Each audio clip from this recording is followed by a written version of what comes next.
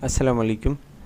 आज हम pulmonary nursing का जो चैप्टर हमने स्टार्ट किया था उसका दूसरा पार्ट पढ़ेंगे and that is respiratory track disorders. इससे पहले हमने एनाटॉमी एंड फिजियोलॉजी पढ़ी थी और अभी हम इसके अंदर जितने भी डिजीज़ होते हैं, ठीक है, वो पढ़ेंगे। तो लेट्स गेट स्टार्टेड। सबसे पहले तो आपको इसके हवाले से कुछ जनरल टर्म्स पता होनी चाहिए जो कि आगे जाके हम यूज़ करेंगे, और वैसे भी रिस्पायरेटरी सिस्टम के साथ इन टर्म्स का बहुत गहरा ताल्लुक़ होता है, ठीक है। तो आपको सबसे पहले ये टर्म्स पता होनी चाहिए, इसका मतलब पता होना चाहिए, क्योंकि अक्सर पेपर में भी इसी तरह के सवालात पूछे जा सकते हैं। सबसे पहले इसमें है हाइपोक्सिया। हाइपोक्सिया मतलब decrease level of oxygen in the tissues. जब आपके बॉडी के टिश्यूज़ में ऑक्सीजन का लेवल कम हो जाए, डिक्रीज़ हो जाए, उसको हम कहते हैं हाइपोक्सिया, ठीक है। दूसरा है हाइपोक्सीमिया। अब इन दोनों में एक ही एम का फ़र्क है, ठीक है। हाइपोक्सीमिया जो है वो जब आपके ब्लड में, स्पेशली आर्टरीज़ के अंदर जो ब्लड होता है, ठीक है, उसमें ऑक्सीजन कमी आ जाए, ठीक है, उसको हम हाइपोक्सीमिया कहेंगे। और हाइपोक्सिया जब आपके टिश्यूज़ में ऑक्सीजन की कमी आ जाए, ठीक है, उसको हम हाइपोक्सिया कहेंगे। इसके अलावा है हाइपरकेपनिया। हाइपर का मतलब होता है किसी चीज़ का बड़ा होना, बड़ा हुआ होना, ठीक है, इंक्रीज़ होना। ये हाइपरकेपनिया है तो जब आपके ब्लड के अंदर कार्बन डाइऑक्साइड ज़्यादा हो जाए तो उसको हम कहेंगे हाइपरकेपनिया। और अगर यही कार्बन डाइऑक्साइड ब्लड के अंदर कम हो जाए फिर हम उसको हाइपोकेपनिया कहेंगे। इसके अलावा है डेस्पनिया। डेस्पनिया हमें पता है कि डिफ़िकल्टी इन ब्रीदिंग, सांस लेने में मुश्किल हो रही है, उसको हम कहेंगे डेस्पनिया। टेकेपनिया। टेकेपनिया का मतलब होता है रैपिड रेट ऑफ ब्रीदिंग, बहुत ज़्यादा तेज़ ब्रीदिंग को हम कहते हैं टेकेपनिया, ठीक है। अच्छा, साइनोसिस। साइनोसिस पता है कि ब्लूइश डिस्कलरेशन ऑफ स्किन। जब आपके बॉडी में ऑक्सीजन की कमी हो और ऑक्सीजन ना मिल पा रही हो बॉडी को, ठीक है, तो बॉडी जो है ब्लू पड़ जाती है, ब्लू कलरेशन हो जाती है, उसको हम कहते हैं साइनोसिस, ठीक है। स्पेशली ऑक्सीजन की कमी, जब ब्लड में ऑक्सीजन की कमी हो उसको हम कहेंगे साइनोसिस। और उसकी वजह से देखो इसमें फ़र्क है, हाइपोक्सिया में भी ब्लड में ऑक्सीजन की कमी है, ठीक है, लेकिन साइनोसिस में क्या होगा कि ऑक्सीजन की कमी की वजह से ब्लूइश कलरेशन आ जाएगी बॉडी पे, ठीक है। इसके अलावा हेमोप्टेसिस है। हेमोप्टेसिस मतलब जब ब्लड में स्प्यूटम आना शुरू हो जाए, ठीक है, उसको हम कहेंगे स्प्यूटम में ब्लड आना शुरू हो जाए, हेमोप्टेसिस कहेंगे, ठीक है। इसके अलावा अपर रिस्पायरेटरी जो डिजीज़ होती हैं वो आपको बताए गए हैं, common cold, sinusitis, nasal polyps, ये सारी चीज़ें हम आगे पढ़ेंगे। लोअर रिस्पायरेटरी के भी आपको बताए गए हैं, ये एक एक हम आगे डिस्कस करेंगे। सबसे पहले आपको कॉमन कोल्ड बताया गया है। कॉमन कोल्ड जो है बहुत ही आम डिजीज़ है और हर बंदे को होती है, ठीक है। ये लिखा हुआ है कि ये वायरल पैथोजन की वजह से होता है, मतलब वायरस की वजह से होता है और इसको हम कॉमन कोल्ड कहता है, ठीक है। और ये जो है ज़्यादातर जिन वायरस की वजह से होता है वो है रीनो वायरस, एडिनो वायरस या फिर कोरोना वायरस, ठीक है। ये आपसे पूछा जा सकता है कि कॉमन कोल्ड किन वायरस की वजह से होता है, तो ये तीनों नाम आपको याद होने चाहिए, ठीक है। ये जो है सीज़नल होता है, मतलब ये कि इसका एक ख़ास सीज़न होता है, जैसे कि जब कभी मौसम चेंज होता है या सर्दी होती है तो उस टाइम ये चीज़ें ज़्यादा होती है, ठीक है। दे gain entry through body through the nasal mucosa. ज़ाहिर बात है वो बॉडी में जो है नोज़ के ज़रिए आते हैं या फिर आइज़ के ज़रिए आते हैं, ठीक है। They are rapidly spread from person to person through respiratory secretion. और एक बंदे से दूसरे को बहुत तेज़ी के साथ लगते हैं थ्रू रिस्पायरेटरी सिक्रीशन। मतलब अगर किसी को कॉमन कोल्ड हुआ है और आप उसके साथ बैठे हो तो आपको भी हो सकता है, ठीक है। आपने उसने किसी ग्लास में पानी पिया और आपने भी पिया तो आपको भी हो सकता है कॉमन कोल्ड, जो कि बहुत ही नॉर्मल और कॉमन चीज़ है, ठीक है। इसके कुछ साइन सिम्टम्स हैं। रेनाइटिस। रेनाइटिस मतलब ये कि जो हमारा नेज़ल म्यूकोसा है, जो इनर लाइनिंग है, ठीक है, उसका इन्फ्लेमेशन हो जाए तो रेनाइटिस कहेंगे।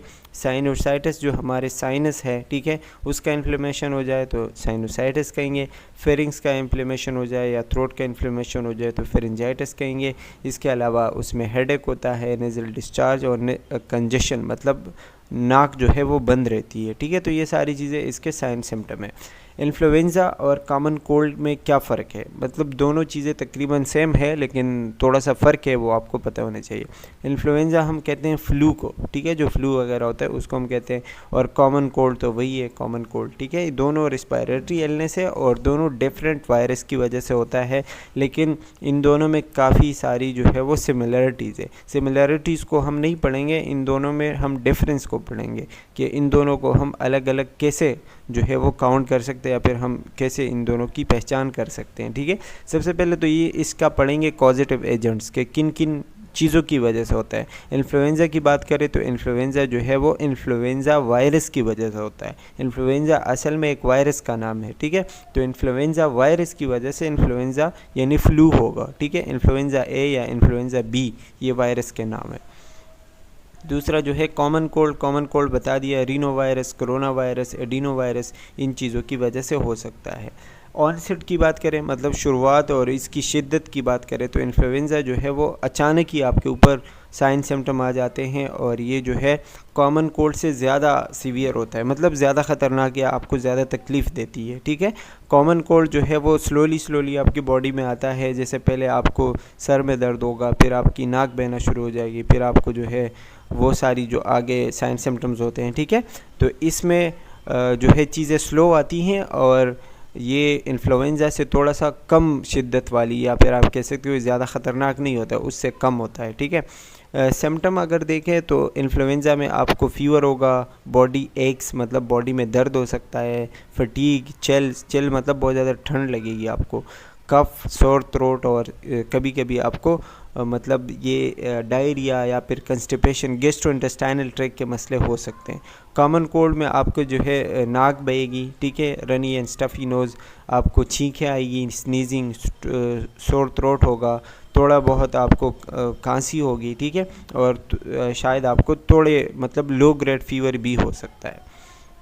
फ़ीवर की बात करें तो इन्फ्लुएंज़ा में हाई होता है और कॉमन कोल्ड में बहुत ही कम फीवर होता है। कम्प्लिकेशन मतलब इसकी वजह से क्या क्या नुकसानात हो सकते हैं, तो इन्फ्लुएंज़ा को अगर ट्रीट ना किया जाए तो ये आगे जाके निमोनिया में या फिर ब्रोंकाइटिस में या फिर इसकी वजह से बॉडी में और बहुत सारे मसले हो सकते हैं। जैसे ऑलरेडी अगर कोई बंदा बीमार है और उसको कोई इन्फ्लुएंज़ा हुआ तो उसकी वही पुरानी बीमारी भी ख़तरनाक स्टेज में जा सकती है, तो इसके ये नुकसानात हो सकते हैं। कॉमन कोल्ड जो है वो कोई और बीमारी या कोई और मसला नहीं कॉज कराता बॉडी में और वो ख़ुद ब खुद ठीक हो जाता है, ठीक है, कोई सीरियस कॉम्प्लिकेशन नहीं होता इसका। ड्यूरेशन अगर मतलब कितने टाइम तक के रहता है, तो जो इन्फ्लुएंज़ा है वो तकरीबन 1 से 3 हफ़्ते या 2 हफ़्ते तक बॉडी में या ज़्यादा टाइम के लिए भी रह सकता है। कॉमन कोल्ड जो है वो 1 हफ़्ते के अंदर अंदर खुद ही सही हो जाता है। इन्फ्लुएंज़ा जो है वो इसके वैक्सीन्स आते हैं, ठीक है, और वैक्सीन्स इसके एनुअली आप लगाते हो, मतलब 1 साल में आपने तकरीबन 1 वैक्सीन लगाना होता है, ठीक है। कॉमन कोल्ड के लिए कोई ख़ास वैक्सीन नहीं है और ये जो है वायरस की वजह से होता है, लेकिन ज़्यादातर ये ख़ुद ब खुद सही होता है, तो इसके लिए वैक्सीन की ज़रूरत नहीं पड़ती। ट्रांसमिशन मतलब एक बंदे से दूसरे को लग सकता है या नहीं, तो इन्फ्लुएंज़ा जो है हाईली कंटेजियस है, मतलब हाईली एक बंदे से दूसरे को लग सकता है रिस्पायरेटरी ड्रॉपलेट्स के ज़रिए। कॉमन कोल्ड जो है ये भी एक बंदे से दूसरे से लग सकता है दूसरे बंदे को, ठीक है, लेकिन ये ज़्यादा ख़तरनाक नहीं होता और इन्फ्लुएंज़ा ज़्यादा ख़तरनाक होता है, तो इसमें ज़्यादा एहतियात करनी पड़ती है। अच्छा, इन्फ्लुएंज़ा मतलब सीज़न कब कब होता है, ठीक है। इन्फ्लुएंज़ा जो है स्पेशली साल में इसका एक ख़ास सीज़न होता है या एक ख़ास वो दिन होते हैं, ठीक है, स्पेशली विंटर मंथ्स, सर्दी में ये ज़्यादा होता है। कॉमन कोल्ड जो है आपको किसी भी टाइम, सर्दी गर्मी किसी भी टाइम आपको ये हो सकता है, ठीक है।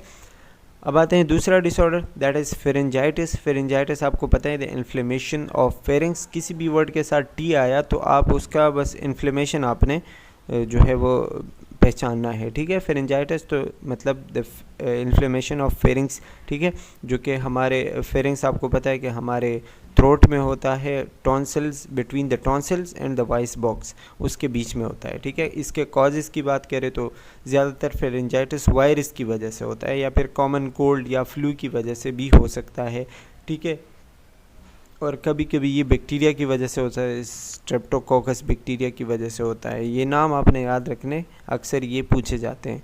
अच्छा, इसके साइन सिम्टम वही है, sore throat, difficulty in solving, ठीक है, फीवर, और लिम्फ नोड जो होते हैं वो स्वेल हो जाते हैं, सूज जाते हैं। ठीक है, इसमें डायग्नोसिस वही थ्रोट कल्चर करते हैं, मतलब कोई सेल वगैरह लेके उसका टेस्ट करते हैं, या फिर रैपिड स्ट्रेप टेस्ट करते हैं। रैपिड स्ट्रेप टेस्ट का मतलब ये कि कोई धागा या कोई स्वाब जो है वहाँ से ना सलाइवा लिया जाता है और उसका टेस्ट किया जाता है, उसमें अगर वो बैक्टीरिया वगैरह पाया जाए तो वो मतलब पॉजिटिव होता है और उसके ज़रिए फिर आगे जाके मतलब ट्रीटमेंट दी जाती है। अच्छा, ट्रीटमेंट क्या है? एंटीबायोटिक्स देते हैं अगर बैक्टीरिया की वजह से हैं, पेन रिलीवर्स देते हैं मतलब पेन को कम करने के लिए, थ्रोट लेजेंजेस मतलब जो गले का जो जितने भी मसले होते हैं उसको कम करने के लिए या गले को आराम देने के लिए जितने भी ड्रग्स वगैरह होते हैं। ठीक है, और ज़्यादा से ज़्यादा उसको पानी पिलाते हैं और रेस्ट करवाते हैं। इसके अलावा साइनसाइटिस आपको पता है कि इन्फ्लेमेशन ऑफ साइनस कैविटीज़। ठीक है, हमारे 4 जो साइनस कैविटीज़ है, आई होप कि आपको पता होगा। ठीक है, तो उसमें अगर इन्फ्लेमेशन हो जाए तो उसको हम क्या कहते हैं? साइनोसाइटिस कहते हैं। ये भी वायरस या बैक्टीरिया की वजह से हो सकता है, या फिर किसी एलर्जी की वजह से हो सकता है, या कभी कभी नाक बंद हो जाती है उसकी वजह से हो सकता है, या डिविएटेड सेप्टम की वजह से, मतलब नाक के अंदर जो हमारा मतलब 2 नथनों के बीच में जो दीवार है उसमें अगर कोई मसला आ जाए, अक्सर वो टेढ़ा हो जाता है, कभी इंजरी हो जाती है, कोई मसला हो जाता है। ठीक है, तो उसकी वजह से भी ये साइनोसाइटिस हो सकता है। साइन सिम्टम की बात करें तो इसमें आपको फेशियल पेन होगा, क्योंकि फेस में ही है तो ज़ाहिरी बात है वहाँ पे दर्द होगा, प्रेशर आपको महसूस होगा, नाक बंद होगी। ठीक है, नेज़ल कंजेशन और डिस्कलर्ड नेज़ल डिस्चार्ज, आपके नाक से जो चीज़ मतलब पानी वगैरह बह रहा है तो उसका कलर चेंज होगा। इसके अलावा आपको हेड एक, कफ और ये सारी चीज़ें होगी। ठीक है, डायग्नोसिस इसका वही है कि क्लिनिकली हम इसको देखते हैं, इवैल्यूएट करते हैं, सीटी स्कैन और एमआरआई वगैरह करते हैं और नेज़ल एंडोस्कोपी करते हैं, मतलब नाक के अंदर देखते हैं कि क्या मसला है। एंटीबायोटिक देते हैं, इसके पेन रिलीवर्स और वही सारी चीज़ें। नेज़ल डीकंजेस्टेंस का मतलब होता है कि नाक को खोलने वाले जितने भी ड्रग्स होते हैं, अगर नाक बंद है और उसको खोलने के लिए हम ड्रग्स देते हैं उसको हम नेज़ल डीकंजेस्टेंस कहते हैं। और सलाइन नेज़ल इरिगेशन, मतलब जो सलाइन वाटर आता है ना उससे हम नाक को साफ़ करते हैं, नेज़ल इरिगेशन को ख़त्म करते हैं, फिर हम उसको सलाइन नेज़ल इरिगेशन कहते हैं।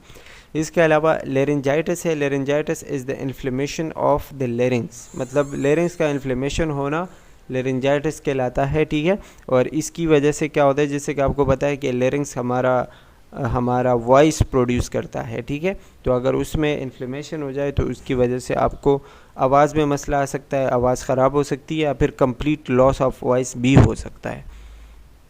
ये जो है ज़्यादातर वायरल इन्फेक्शन होता है, और मतलब अगर अपर रिस्पायरेटरी ट्रैक में कोई मसला है तो, या मतलब किसी को कोल्ड हुआ है, किसी को फ्लू हुआ है, तो इसकी वजह से लेरिंजाइटिस का मसला हो सकता है। बैक्टीरियल इन्फेक्शन, मतलब ये बहुत कम बैक्टीरिया की वजह से होता है। ठीक है, लेकिन ज़्यादातर जो है वो वायरस की वजह से होता है, और बैक्टीरिया की वजह से कभी कभी हो सकता है उन लोगों को, स्पेशली जिनका इम्यून सिस्टम बहुत कमज़ोर हो। इरिटेंट्स, कभी कभी ऐसी चीज़ें होती हैं जैसे कोई स्मोकिंग करता है या कोई गंदी जगह पे रहता है, मतलब हवा गंदी है। ठीक है, बहुत सारी चीज़ें, या कोई ऐसा बंदा है जो कि बहुत ज़्यादा बोलता है, बहुत ज़्यादा चीख के बोलता है। ठीक है, तो उनको ये मसले हो सकते हैं। और इसके अलावा गैस्ट्रो एजोफेगल रिफ्लेक्स डिजीज़, GERD जो हमने पढ़ा था, ठीक है, AHN में, उसमें क्या होता है कि स्टमक की जो एसिडिटी है वो ऊपर की तरफ आती है हमारे एजोफेगस में, और ऊपर एजोफेगस और लेरिंग्स और इन चीज़ों को इफ़ेक्ट करती है। ठीक है, तो उनकी वजह से भी लेरिंजाइटिस का मसला हो सकता है, एलर्जी की वजह से भी हो सकता है। ठीक है, साइन सिम्टम्स क्या होंगे? हॉर्सिनेस, मतलब ये कि आवाज़ का ख़राब होना। ठीक है, और ये आगे जाके कंप्लीट लॉस ऑफ वॉइस भी हो सकता है। इसके अलावा आपको गले में मसला होगा, गले में दर्द होगा, डिस्कम्फर्ट और स्क्रैचिंग हो सकती है। ठीक है, ड्राई कफ, बिल्कुल खुश्क खांसी होगी, और इसके अलावा थ्रोट पेन होगा, डिफ़िकल्टी इन सॉल्विंग, और ये सारी चीज़ें इसमें हो सकती है। ट्रीटमेंट की बात करें तो ट्रीटमेंट इसमें क्या होगा कि आपने उसको मुकम्मल रेस्ट देना होता है, उसको आपने ये बताना है कि आपने बात नहीं करनी, बहुत ज़्यादा तेज़ नहीं बोलना, और शाउटिंग वगैरह नहीं करनी, पानी ज़्यादा पीना है। ठीक है, ह्यूमिडिफिकेशन, ऐसी जगह पे बैठना है, लेटना है जहाँ पे हवा बिल्कुल साफ़ हो और हवा में थोड़ी बहुत नमी हो, ठीक है। अवॉइडिंग इरिटेंट्स मतलब वो चीज़ें जो स्मोक और पोल्यूटेंट्स और कोई बहुत ही ज़्यादा तेज़ स्मेल, इन चीज़ों की इन से आपने बचना है ताकि दोबारा आपको वो मसले ना हो। और इसके अलावा ट्रीटमेंट की बात करें तो आपने कॉज के मुताबिक ट्रीटमेंट करनी होगी। जैसे कि अगर गर्ड है, ठीक है, एसिड रिफ्लैक्स है, तो उसको आपने एसिडिटी ट्रीट करनी होगी, स्टमक का इलाज करना होगा, ठीक है। तो स्टमक का इलाज आप करेंगे तो फिर वो एसिडिटी ऊपर की तरफ नहीं आएगी, तो लेरिंजाइटिस का मसला ख़त्म हो जाएगा। तो आपने कॉज को देख के उसके मुताबिक इसकी ट्रीटमेंट करनी है। इसके अलावा टॉन्सिलाइटिस मतलब ये कि इन्फ्लेमेशन ऑफ टॉन्सिल्स, जो कि हमारे नेक के अंदर जो बड़े बड़े मासेस होते हैं, स्पेशली 2 मासेस होते हैं, 2 टॉन्सिल होते हैं, ठीक है, और थ्रोट में मौजूद होते हैं। अगर उनका इन्फ्लेमेशन हो जाए तो टॉन्सिलाइटिस कहलाएंगे। ये ज़्यादातर वायरल या बैक्टीरियल इन्फेक्शन की वजह से होता है। इसमें जो है मतलब इसके जो साइन सिम्टम है आपको कैसे पता चलेगा, तो इसमें जो है तकरीबन 101 फ़ारेनहाइट से ज़्यादा बुखार होता है, ठीक है। और वो जो लिम्फ नोड है या टॉन्सिल है वो बड़े हो जाते हैं, स्वेल हो जाते हैं। और इसके अलावा पस मटेरियल कोटिंग द टॉन्सिल, वहाँ पे जो है वो पस वगैरह जमा हो जाता है, ठीक है। और उसका आप टेस्ट करोगे, स्ट्रेप टेस्ट करोगे, मतलब स्वाब सलाइवा वगैरह लोगे तो इसमें आपको वो बैक्टीरिया या वायरस मिलेगा जिसकी वजह से टॉन्सिलाइटिस हो सकता है। इसके वही कॉजेज़ है कि बैक्टीरिया की वजह से, स्पेशली स्ट्रेप्टोकोकस बैक्टीरिया की वजह से होता है, ठीक है, लेकिन कुछ और भी बैक्टीरिया की वजह से हो सकता है। ज़रूरी नहीं है कि हमेशा यही बैक्टीरिया हो, और भी हो सकते हैं। वायरल इन्फेक्शन में ये एडिनो वायरस या फिर दूसरा बताया गया है एप्स्टीन बार वायरस, ये इनकी वजह से जो है टॉन्सिलाइटिस हो सकता है। फंगल जो है वो बहुत ही रेयर होता है, मतलब बहुत ही कम होता है, लेकिन ये फंगल की वजह से भी टॉन्सिलाइटिस हो सकता है। क्रोनिक टॉन्सिलाइटिस मतलब ये कि बहुत ही पुराना मसला हो ना, कभी कभी ऐसा होता है कि लोगों को टॉन्सिल्स का मसला होता है तो उनकी वजह से इन्फ्लेमेशन हो सकता है, ये कॉमन है। साइन सिम्टम की बात करें तो वही है कि पेन होगा, डिस्कम्फर्ट थ्रोट में होगा, खाने में मसला होगा, फीवर होगा, ठीक है। और इसके अलावा टॉन्सिल बड़े होंगे या फिर वहाँ पे वाइट और येलो पैचेस, मतलब कलरेशन आ जाएगी। हेडेक और ईयर एक होगा, मतलब कानों में दर्द होगा और हेडेक भी होगा, ठीक है। इसमें ईयर एक के सामने लिखा है ओटाल्जिया। ओटाल्जिया मतलब यही कानों का दर्द, ठीक है। तो ये भी पूछा जा सकता है व्हाट इज़ ओटाल्जिया, या इस तरीके के एमसीक्यूज़ बन सकते हैं। जो स्पेशली मेडिकल टर्म्स है ना, ये आपने नोट करने हैं, अक्सर इस तरीके के सवालात पूछे जाते हैं। इसके अलावा अगर डायग्नोज देखें तो थ्रोट एग्जामिनेशन करते हैं, मतलब हम देखते हैं आंखों से विजुअल इंस्पेक्शन करते हैं ना कि टॉन्सिल बड़े हैं, अपीयर सही नज़र आ रहे हैं या सही नहीं नज़र आ रहे। इसके अलावा थ्रोट कल्चर करते हैं, मतलब कोई भी उससे सेल लेके टेस्ट करते हैं कि उसमें कौन सा ऑर्गेनिज्म है, बैक्टीरिया कौन सा है, ठीक है, उससे पता चल जाता है।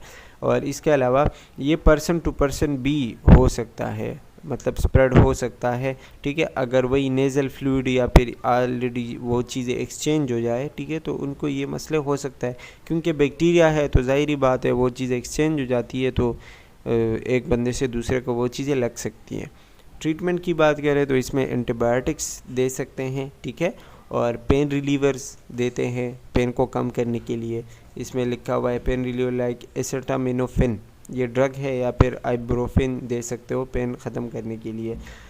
इसके अलावा थ्रोट लोजेजेस जो कि मैंने आपको बताया, या स्प्रेज जो कि थ्रोट डिस्कम्फर्ट को कम करे, ठीक है।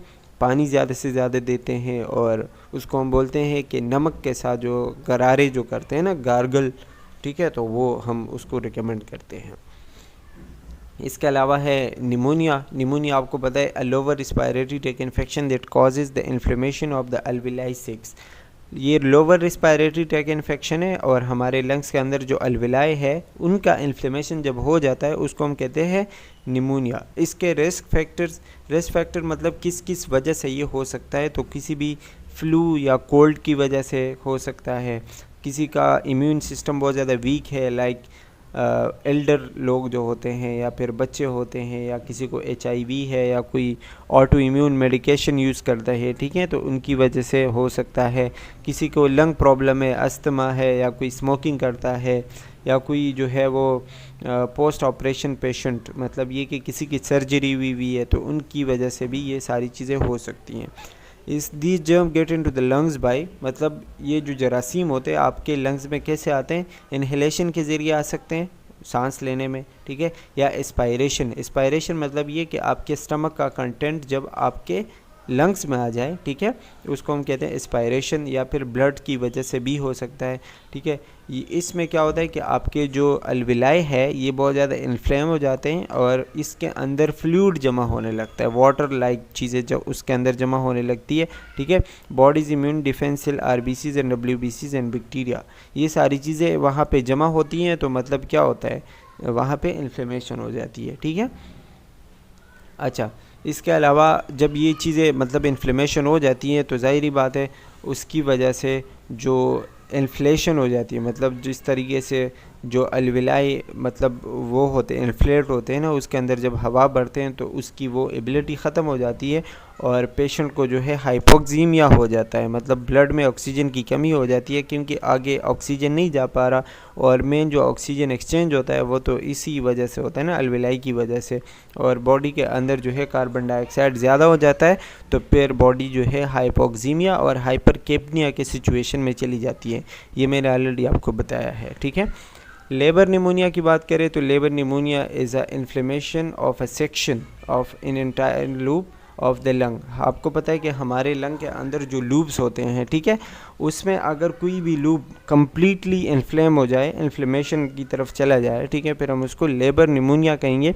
और ये ज़्यादातर नीमोकोकस बैक्टीरियम या फिर स्ट्रेप्टोकोकस निमोनियाई की वजह से होता है। ये बैक्टीरिया के नाम है, ठीक है, तो ये पता होने चाहिए। इसके अलावा ब्रोंको निमोनिया जो है आपके जो स्मॉल ब्रोंकाई है, ठीक है, अगर उसमें कोई ऑब्स्ट्रक्शन आ जाए, कोई मतलब रोकथाम आ जाए, ठीक है, रुकावट आ जाए, तो फिर हम उसको ब्रोंको निमोनिया कहेंगे। और ये भी ज़्यादातर इन्फेक्शन की वजह से होता है, या आपका जो गैस्ट्रिक कंटेंट है, मतलब आपका जो खाना है या आपके स्टमक के अंदर जो चीज़ें हैं, अगर वो वहाँ के बजाय वापस आके आपके लंग्स में आ जाए या ब्रोंकाई में आ जाए तो फिर हम उसको एस्पायरेशन कहते हैं, तो उसकी वजह से भी ब्रोंको निमोनिया हो सकता है, ठीक है। और इसमें आपको मतलब जब आप एक्सरे करेंगे तो आपको एक्सरे से पता चलेगा, ठीक है। Interstitial pneumonia is the inflammatory process is confined within the alveolar walls. हमारे जो अल्विलाई है उनके जो वॉल्स होते हैं, ठीक है, जब ये इन्फ्लेमेशन उनके वॉल्स तक पहुंच जाए और उनके पूरे वॉल्स इन्फ्लेम हो जाए, ख़राब हो जाए, ठीक है, स्पेशली पेरीब्रोंकल या फिर इंटरलिब्यूलर जो टिश्यूज़ होते हैं, मतलब जो लंग्स के जो टिश्यूज़ होते हैं और लूब जो होते हैं, ठीक है, उनके जितने भी टिश्यूज़ है जब वहाँ तक इन्फ्लेमेशन पहुँच जाए फिर हम उसको इंटरस्टिशियल निमोनिया कहेंगे, ठीक है। इसके कॉजेज़ वही है कि बैक्टीरिया की वजह से हो सकता है, ज़्यादातर ये बैक्टीरिया की वजह से हो सकता है, ठीक है। और वो जो है कम्युनिटी एक्वायर्ड होती है, मतलब ये कि आपको ज़्यादातर ये लोगों से जो है वो फैलता है, आपको ये बीमारी मिलती है, ठीक है। इसमें जो मोस्ट इम्पॉर्टेंट है या मोस्ट टिपिकल बैक्टीरिया है दैट इज़ स्ट्रेप्टोकोकस निमोनियाe, ठीक है, नाम याद रखना है आपने। दूसरा है एटिपिकल बैक्टीरिया जो है वो माइकोप्लाज्मा निमोनिया की वजह से, मतलब ये निमोनिया है और ये walking pneumonia which is a milder from pneumonia that isn't severe. ये दूसरा एटिपिकल बैक्टीरिया की वजह से जो होता है, मतलब ये इतना ख़तरनाक नहीं होता जितना वो बैक्टीरिया टिपिकल बैक्टीरिया की वजह से होता है, ठीक है।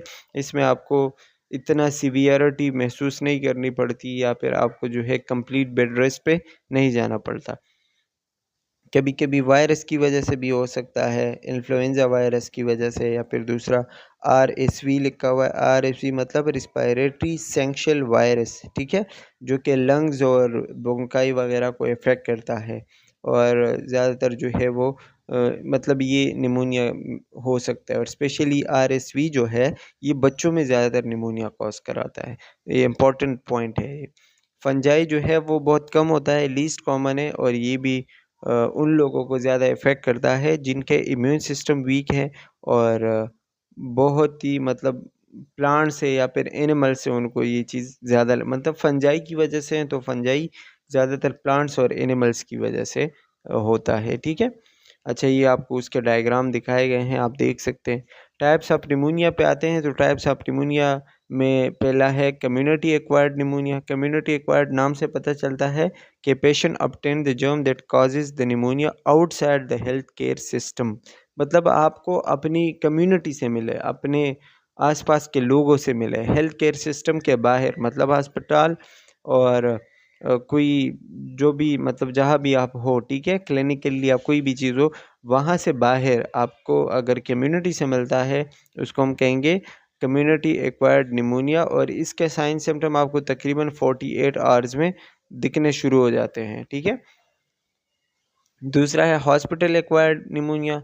ज़ाहिरी बात है, हॉस्पिटल एक्वायर्ड, जब आप हॉस्पिटल में हो, आपको कोई वेंटिलेशन लगी हुई है, कोई और मसला है, और तो आप मेजर रिस्क पे होते हो, ठीक है। उस दौरान आपको जो है वो एंटीबायोटिक रेजिस्टेंस की वजह से भी होता है। तो ये आपको 48 टू 72 आवर्स की बाद जो है आपको ये साइन सिम्टम मिल सकते हैं निमोनिया के।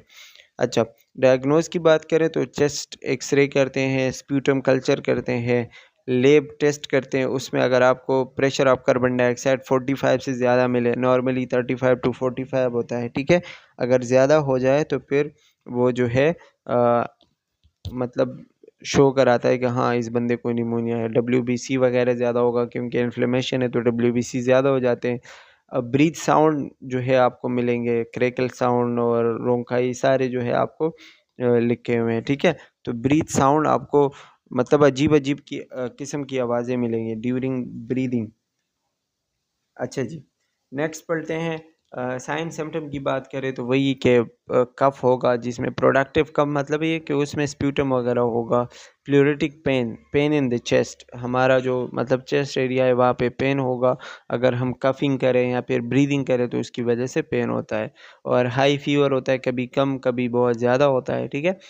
तकरीबन 104 से भी ज़्यादा हो जाता है। ऑक्सीजन सिचुरेशन जो है वो 90% से भी ज़्यादा वो मांगता है, ठीक है, मतलब ऑक्सीजन बहुत ज़्यादा चाहिए होता है उसको।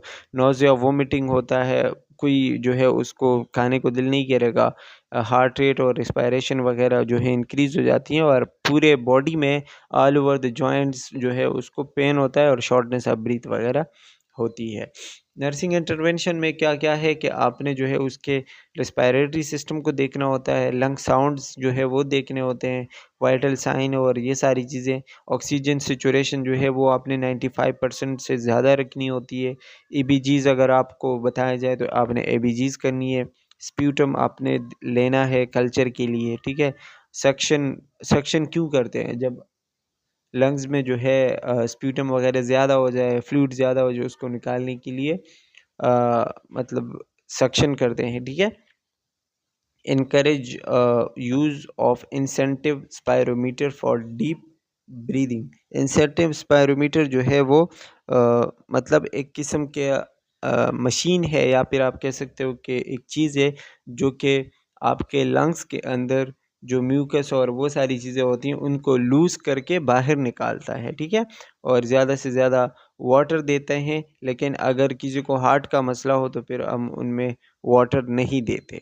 तो ये चीज़ नोट करने वाली है, ठीक है। इसके अलावा आपने पेशेंट को एजुकेट करना है, वैक्सीनेशन का बताना है कि आपने अप टू डेट वैक्सीनेशन लगवानी है। अगर पेशेंट जो है वो 65 प्लस है, ठीक है, मतलब 65 प्लस उसकी उम्र है, तो फिर आपने जो है उसको 5 साल तक मतलब वैक्सीन लगवानी होगी, और इसकी वैक्सीन का नाम है नीमोवैक्स, ठीक है।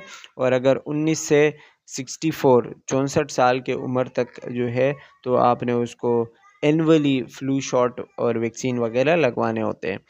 अच्छा, आपने उसको स्मोकिंग वगैरह से मना करना है, और जो लोग बीमार है उनसे आपने दूर रहना है, ठीक है। हैंड वॉशिंग वगैरह करवानी है, ख़ुद भी करना है। इसके अलावा keeping head of bed elevated greater than 30 degree, उसके बेड का जो हेड होता है वो आपने 30 डिग्री से ज़्यादा मतलब थोड़ा सा ऊपर रखना है, ताकि एस्पायरेशन वगैरह ना हो, ठीक है, चीज़ें जो है वो स्टमक से लंग्स में ना जाए। इसके अलावा इसकी वजह से बहुत सारे कॉम्प्लिकेशन हो सकते हैं। उसमें सबसे पहला आता है फाइब्रोसिस। फाइब्रोसिस मतलब scarring can occur on the walls of alveoli thicken, मतलब जब अल्वेलाई के वॉल ख़राब हो जाते हैं, मोटे हो जाते हैं, तो उन पे दाग धब्बे आने लगते हैं, स्कारिंग हो जाती है, ठीक है। उसको हम कहते हैं फाइब्रोसिस। तो इसकी निमोनिया की वजह से ये भी हो सकता है, ब्रोंकाइटिस हो सकता है, लंग एप्सिस, मतलब लंग में जो है वो पस और बैक्टीरिया और ये सारी चीज़ें जमा हो सकती है। एम्पाइमा, एम्पाइमा जो है एक्युमुलेशन ऑफ पस between the lungs and chest wall, हमारा जो चेस्ट वॉल है और लंग है, इनके दरमियान का जो एरिया है वहाँ पे पस जमा होता है, तो हम उसको एम्पाइमा कहते हैं। ये भी निमोनिया की वजह से होता है। प्लूरल इफ्यूजन हो सकती है। प्लूरल इफ्यूजन मतलब ये कि प्लूरल स्पेस जो है, जो कि वही लंग और चेस्ट के दरमियान है, उसमें फ्लूइड जमा होता है और उसकी वजह से जो है वो लंग एक्सपेंड नहीं हो पाते, मतलब उनको आगे जाने के लिए जगह नहीं मिलती, तो ऑक्सीजन या फिर गैस एक्सचेंज में कमी आ जाती है, तो सांस लेने में मसला होता है, ठीक है। इसके अलावा अगर प्लूरल इफ्यूजन की बात करें तो आपने ये देखना है कि उसको मतलब चेस्ट पेन होगा, डिस्पनिया होगा, ब्रीदिंग साउंड होगी, ठीक है, और डल रेजोनेंस या फिर ऑन परकशन, आप परकशन करोगे, ठीक है, तो आपको डल सा, तो कुछ खाली सा जो है वो स्पेस या फिर इस तरीके की आपको आवाज़ें आएंगी। अच्छा, इसके अलावा है pleurisy. Pleurisy is the inflammation of the pleural membrane. नाम से ही पता चलता है कि हमारा जो प्लूरल मेम्ब्रेन है, जो कि लंग्स के अराउंड होता है, ठीक है, जब उसके अंदर इन्फ्लेमेशन हो जाती है, उसको हम कहते हैं प्लूरिसी, ठीक है। और ये जो है ज़्यादातर वही वेरियस लंग डिजीज़ की वजह से होता है, निमोनिया की वजह से या फिर टीबी की वजह से, ठीक है, और ये किसी इंजरी या फिर ट्रॉमा की वजह से भी हो सकता है। इसमें बहुत ज़्यादा पेन होता है, पेनफुल होता है और बहुत ज़्यादा चुभने वाला शार्प पेन होता है, ठीक है। जब भी आप सांस लेते हो तो आपको उस टाइम जो है वो पेन महसूस होता है, ठीक है। द पेन में स्टेम फ्रॉम एक्सेसिव और इनसफिशिएंट प्लूरल फ्लूइड। पेन क्यों होता है? क्योंकि जो प्लूरल फ्लूइड होता है वो तो या बहुत ज़्यादा है या बहुत कम है, ठीक है, नॉर्मल नहीं है। तो ज़्यादा होने की वजह से भी हो सकता है या बहुत कम होने की वजह से भी हो सकता है, या अगर लंग्स में या ब्लड में जो है वो पस जमा हुआ है उसकी वजह से भी हो सकता है। तो ट्रीटमेंट आप इसको एंटीबायोटिक से कर सकते हो, या आप उसको हीट अप्लाई करोगे उसको तो भी कर सकते हो, और उसको बेड रेस्ट देना है आपने, तो इसकी वजह से भी मतलब थोड़ा बहुत उसको मैनेज कर सकते हैं। बैक्टीरियल निमोनिया, उसमें जो है एम्पाइमा आता है। एम्पाइमा मैंने आपको बताया कि एक्सुडेट का मतलब होता है जो पस और कचरा वगैरह होता है, जब वो जमा हो जाए प्लूरल कैविटी लंग्स और चेस्ट वॉल के दरमियान में, ठीक है, उसको हम कहते हैं एम्पाइमा। और ये जो है ज़्यादातर वही स्टेफाइलोकोकल निमोनिया की वजह से, मतलब जो बैक्टीरिया है उसकी वजह से होता है, और आगे जाके ये दैट रिक्वायर्स तोरेसेंटेसिस का मतलब होता है ये एक इन्वेसिव प्रोसीजर होता है, ठीक है, जो कि प्लूरल मेम्ब्रेन या प्लूरल एफ्यूजन को देखते हैं। ये कि आप लंग्स के अंदर कोई चीज़ या फिर ऐसा कुछ डालते हो जो कि उन चीज़ों को देखने के लिए, लंग्स की कैविटी को देखने के लिए हम वो सारी चीज़ें करते हैं। अच्छा जी, next one is the most important tuberculosis. Tuberculosis जो है आपको पता है कि इसका शॉर्ट फॉर्म हम कहते हैं टीबी है। It's a contagious bacterial infection cause by Mycobacterium tuberculosis. Contagious मतलब ये कि एक बंदे से दूसरे बंदे को लग सकती है ये बीमारी बहुत आसानी के साथ, और ये जिस बैक्टीरिया की वजह से होता है वो है माइकोबैक्टीरियम ट्यूबरकुलोसिस। इसका नाम आपको याद होना चाहिए और ये पेपर में डेफिनेटली आ सकता है, ठीक है। अच्छा, ये ज़्यादातर जो है वो लंग्स को अफेक्ट करता है, but can also affect kidneys, brain, spine, joints and liver. इन सारी चीज़ों को भी ये अफेक्ट कर सकता है। अगर लंग्स के ऊपर इसने अटैक किया और लंग्स को आपने ट्रीट नहीं किया तो ये आगे जाके इन चीज़ों पे भी अटैक कर सकता है और इनको भी ख़राब कर सकता है, ठीक है। एट्स एसिड फास्ट। एसिड फास्ट मतलब ये कि जो बैक्टीरिया है, ठीक है, माइकोबैक्टीरियम ट्यूबरकुलोसिस, जब आप इसको मतलब माइक्रोबायोलॉजी में हम पढ़ते हैं ना कि जब आप इसको एसिड दोगे या एसिड में रखोगे तो ये अपना कलर ब्राइट रेड चेंज करता है, मतलब बिल्कुल रेड हो जाता है, ठीक है। जब ये रेड होगा तो मतलब ये कि ये हाँ सही है, माइकोबैक्टीरियम स्ट्रेप्टोकोकस है, जिसकी वजह से टीबी होता है, ठीक है। तो ये एसिड फास्ट होता है और ये एरोबिक बैक्टीरिया। एरोबिक बैक्टीरिया मतलब ये कि इसको काम करने के लिए ऑक्सीजन चाहिए होता है और इसको ऑक्सीजन बहुत पसंद होता है। तो ज़ाहिर सी बात है लंग्स में ऑक्सीजन ज़्यादा होता है क्योंकि वहाँ बाहर से आ रहा होता है, तो इसीलिए ये सबसे ज़्यादा लंग्स को अफेक्ट करता है, ठीक है। और ये जो है एयर के ज़रिए फैलता है, मतलब अगर टीबी वाला बंदा है वो खांसता है, चीखता है, तो उसके सारे ड्रॉपलेट्स वगैरह एयर में जाके घूमेंगे और किसी दूसरे बंदे को भी ये लग सकता है। अच्छा जी, they bacteria is very small so it can suspend itself in air. वही बात है कि बहुत छोटा होता है तो इसलिए वो एयर में रह सकता है और दूसरे बंदे को लग सकता है, ठीक है। रिस्क फैक्टर मतलब किस किस वजह से ये हो सकता है tuberculosis.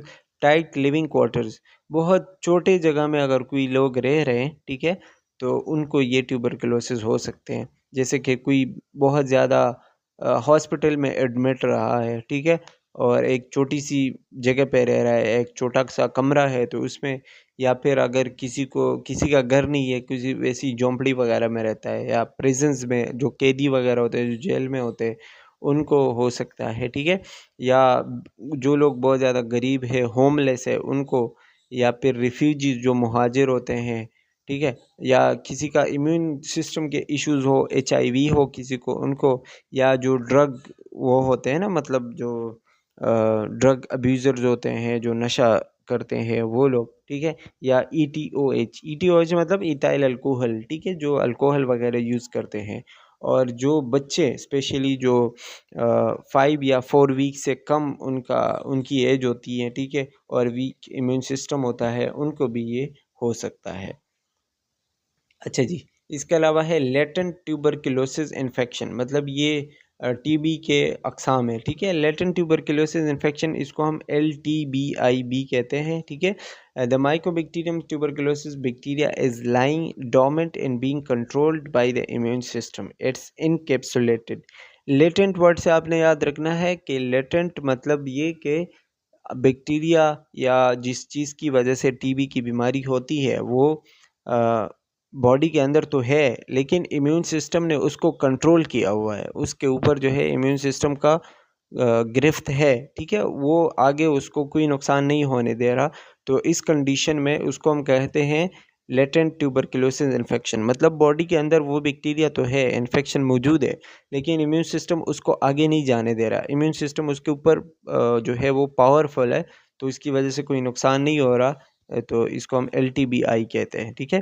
Therefore the person is not contagious, मतलब ये कि उससे दूसरे बंदे को वो इन्फेक्शन नहीं होगा और उसको कोई साइन सिम्टम्स भी नहीं होंगे, ठीक है। उसका अगर एक्सरे करेंगे तो एक्सरे भी बिल्कुल नॉर्मल होगा, और कोई स्प्यूटम टेस्ट अगर करोगे तो वो भी नेगेटिव होगा, मतलब बिल्कुल नॉर्मल होगा, उसमें आपको पता नहीं चलेगा।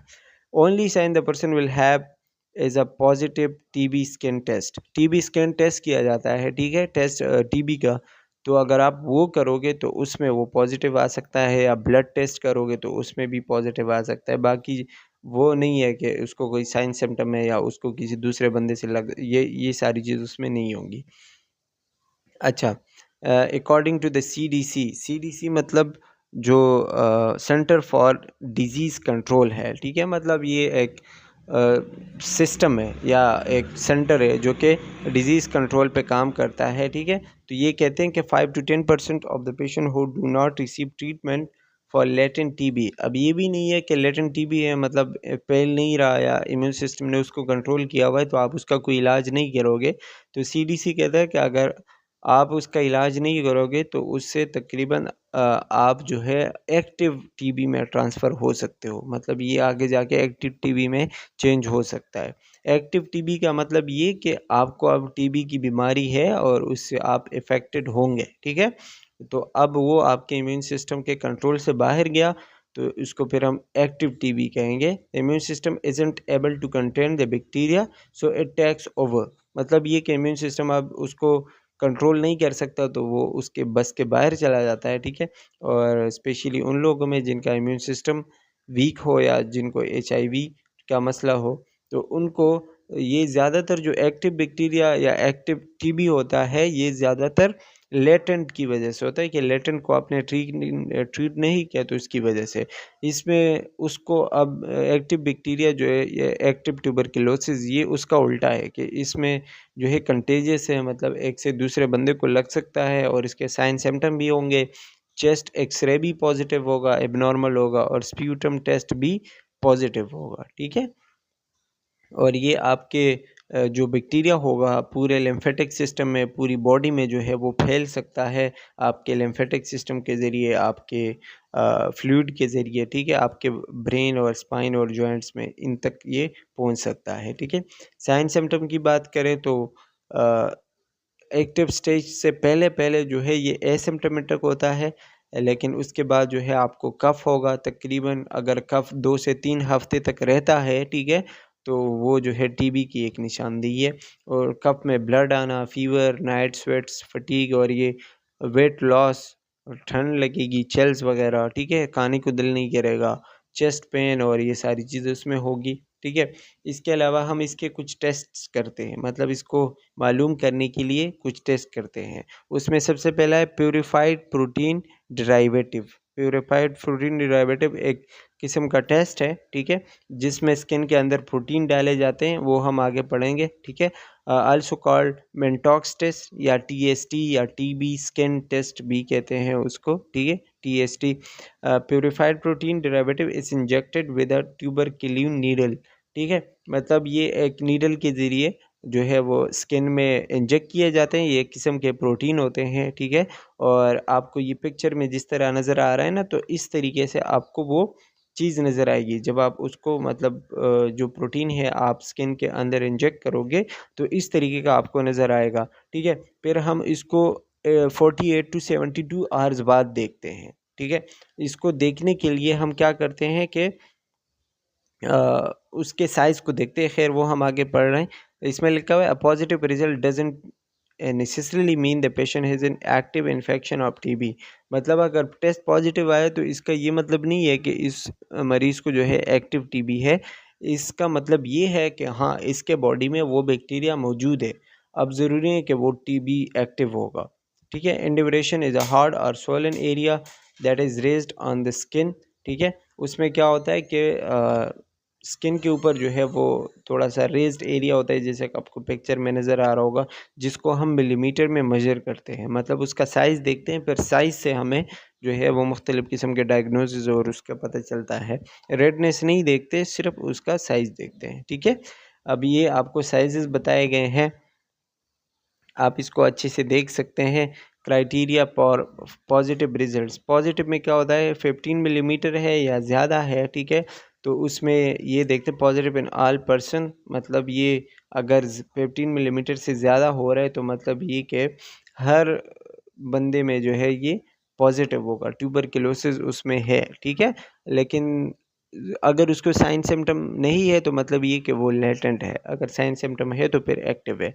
अच्छा, 10 मिलीमीटर है तो 10 मिलीमीटर में the person is immigrant, IV drug user, working on living tight. वही जो मैंने आपको बताया कि 10 मिलीमीटर है तो मतलब ये कि बंदा या तो हिजरत करके आया कहीं से, या फिर जो है वो ड्रग यूज़र है, ठीक है, नशावर चीज़ें यूज़ करता है, या फिर किसी तंग जगह पे रहता है, या फिर वो बच्चा है जो कि 4 वीक से कम उसकी उम्र है, ठीक है। और अगर 5 मिलीमीटर है या ज़्यादा है तो उसमें क्या होगा कि पर्सन को एचआईवी हो सकता है, पॉजिटिव एचआईवी है, और in contact with someone TB, और आप या तो वो ऐसे बंदे के साथ कांटेक्ट में है जिसको ऑलरेडी टीबी है, या फिर उसने कोई ऑर्गन ट्रांसप्लांट किया हुआ है, या फिर उसका इम्यून सिस्टम सप्रेस है, ठीक है। तो ये आपको ये सारी चीज़ें, स्पेशली ये जो स्लाइड है ना, इट इज़ वेरी इंपॉर्टेंट, इसके पॉइंट्स आपको याद होने चाहिए। इसके अलावा जो दूसरा टेस्ट करते हैं, पहला वाला क्या था, वो पीपीडी वाला, ठीक है, कहाँ आगे जा रहा हूँ मैं, पीपीडी वही प्रोटीन वाला टेस्ट था, ठीक है। अब दूसरा जो टेस्ट है दैट इज़ इंटरफेरॉन गेमा रिलीज एसे, जिसको हम आइग्रा कहते हैं, ठीक है। ये भी एक किस्म का ब्लड टेस्ट होता है, और इसमें जो है कोई इंटरफेरॉन वगैरह देखते हैं, प्रोटीन देखते हैं मुख्तलिफ़ किस्म के, उससे भी पता चलता है टीबी का। तीसरा जो है स्प्यूटम टेस्ट किया जाता है, मैं ऑलरेडी बता चुका हूँ, उसमें जो है स्पेशली एसिड फास्ट बैक्टीरिया और ये सारी चीज़ें देखते हैं, एसिड के ज़रिए देखते हैं, ठीक है, और चेस्ट एक्सरे करते हैं।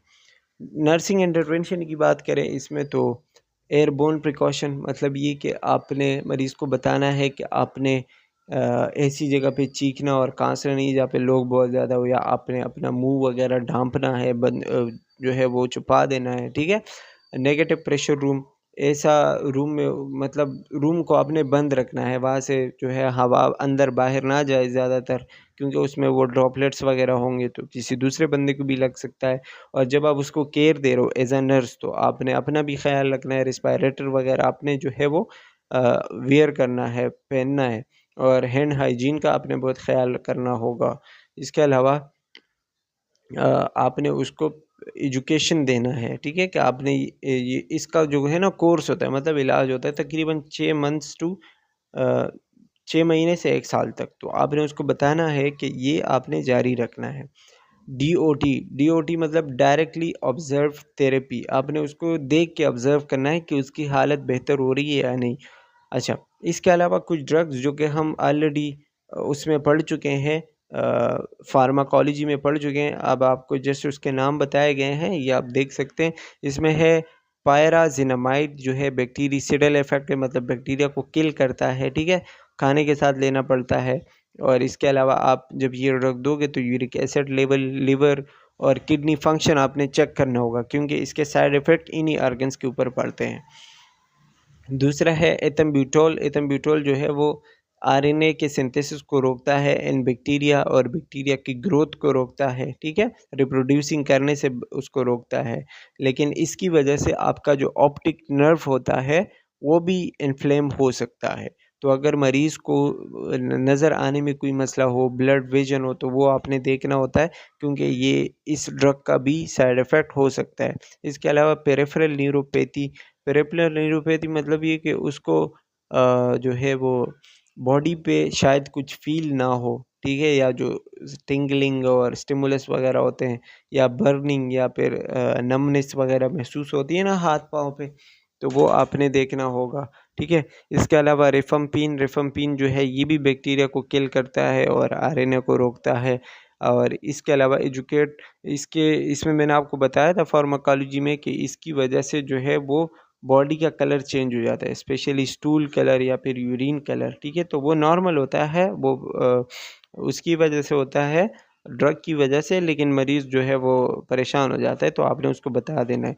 या इसकी वजह से अगर उसको ब्लीडिंग है या फिर कोई जॉइंटस है तो वो आपने उसमें देखना होगा। इसके अलावा नंबर 4 है आइसोनाइज़ेड। आइसोनाइज़ेड जो है वो बैक्टीरिया को किल करता है, उसकी ग्रोथ को रोकता है, ठीक है, लेकिन इसका साइड इफ़ेक्ट ये है कि ये बॉडी में विटामिन B6 के लेवल को कम करता है। तो आपने मरीज़ को बताना होगा कि अगर आपके हाथ-पाँव में कोई ख़ारिश वग़ैरह महसूस हो, या कोई आपको इरिटेशन हो, या आप डिप्रेस हो, ठीक है, स्पेशली हाथ-पाँव में, तो वो आपने रिपोर्ट करना है और बताना है, ठीक है। नेक्स्ट हम अस्थमा से स्टार्ट करेंगे, अभी पढ़ेंगे तो ये वीडियो ज़्यादा लंबी हो जाएगी, अभी तक इतना काफ़ी है, और आगे पार्ट 3 में हम इंशाल्लाह इसको ख़त्म करेंगे। That's all for today, thank you for watching, take care, bye bye.